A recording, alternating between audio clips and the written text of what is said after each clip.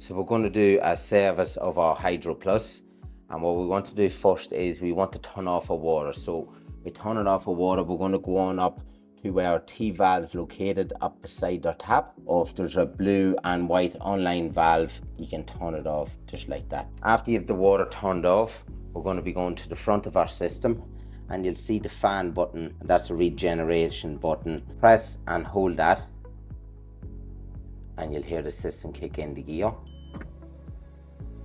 And what that there's doing now is that's flushing any excess water and taking any pressure that's on your filter. Let that do its thing for the next minute and it'll then stop. Okay, so that there stops. So once it stopped, I just want you to go out around to the back of the system and then just plug out the power out of the back of the system, or switch off the plug that's located up in your press. So after we plug out the system, what we want to do is change our filter out. So to change the filter at the top, just lift up your handle like that, and we just want to go 90 degrees anti-clockwise, and then you'll hear it click. Once it clicks out, just lift the filter directly out. We want to get our new filter. When putting our new filter in, we want to line our line and the dot up together, and then twist clockwise 90 degrees and put back down our handle.